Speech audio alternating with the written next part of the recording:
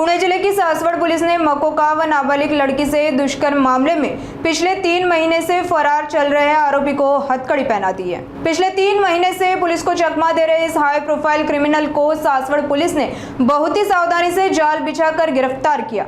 गिरफ्तार आरोपी की पहचान अक्षय और गोट्या संभाजी खेंड उम्र 27 निवासी पिंपल तालुका पुरंदर के रूप में हुई है। आरोपी पर 8 मार्च 2026 को सासवड़ पुलिस स्टेशन में नाबालिग लड़की के अपहरण और दुष्कर्म का मामला दर्ज किया गया था।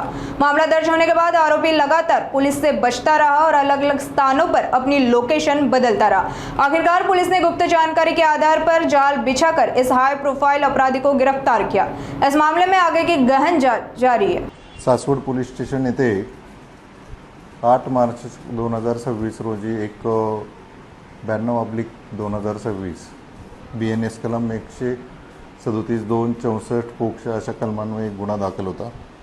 त्यामध्ये एक आरोपी फरार होता, अक्षय उर्फ गोट्या संभाजी खेंड। यावर अजून 2 गुन्ह्यामध्ये पण फरार आहे आणि याच्यावर 307 पोक्सो 395 IPC असे गंभीर वेगवेगळ्या प्रकारचे 7 गुन्हे दाखल आहेत।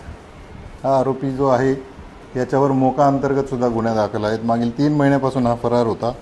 काल सासवड पोलीस स्टेशनच्या टीमनी त्याला शिताफीने पकडलेला आहे आणि त्याला आज कोर्टात हजर केलं होतं। अजून 2 गुन्ह्यामध्ये पण आम्ही त्याला अटक करणार आहेत। असा गंभीर गुन्ह्यातील आरोपींवर यापुढेही आपण वेगवेगळ्या प्रकारची कारवाई करणार आहोत आणि त्याच्यावर तो कसा जास्तीत जास्त जेलमध्ये राहील या पद्धतीने प्रतिबंधात्मक कारवाई आम्ही त्याच्यावर करणार आहोत। यातील हा जो आरोपी आहे अक्षय उर्फ गोट्या खेंगाट हा मोक्यामधील आरोपी आहे। याच्यावर पूर्वी मोका अंतर्गत गुन्हा दाखल होता। 2019 पासून हा सक्रिय आहे। याच्यावर दरोडा 307 सारखे हाफ मर्डरचे गुन्हे 395 अशा वेगवेगळ्या प्रकारचे गुन्हे दाखल होते आणि हा सतत कार्यरत होता।